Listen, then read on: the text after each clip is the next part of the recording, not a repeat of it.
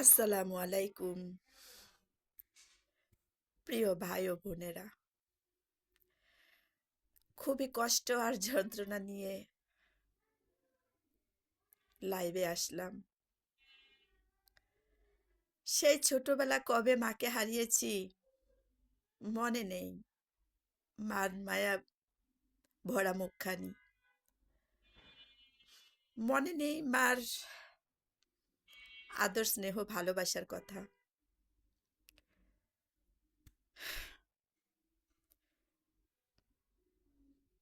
মনে নেই। ভালোবাসা কাকে বলে বাবা মায়ের। যখন মা মারা যায়, বাবা দ্বিতীয় বিয়ে করে। তারপর জানি না জীবনটা কিভাবে কাটাই। মাঝে মাঝে বাবাকে দেখতে যাইতাম, শুধু বাবা বলে একটা ডাক দেওয়ার জন্য। আজ সেই বাবাও আমাকে ছেড়ে চির বিদায় নিল।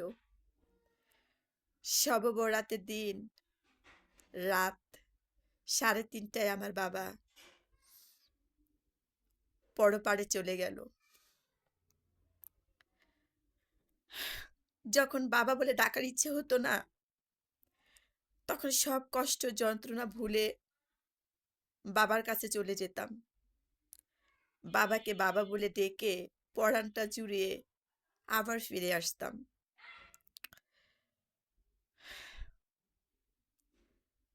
এখন আর যাওয়ার জায়গা নেই। যাকে বাবা বলে ডাকবো সে তো চলে গেল পরপারে। আর কি কখনো বাবা বলে ডাকার সুযোগ পাবো? আপনারা দেখেছেন কিনা জানি না, নিজের চোখের সামনে নিজের বড় ভাই যখন বাবাকে পাড়ায়া পাড়ায়া মাটি দেয়, তখন না অন্তরটা ভেঙে চুরমার হয়ে যায়। বিধাতার কি দেখুন, সন্তানের সামনে বাবার কবর পাড়ায়া মাটি দেওয়ার দৃশ্য কজন দেখেছেন জানি না।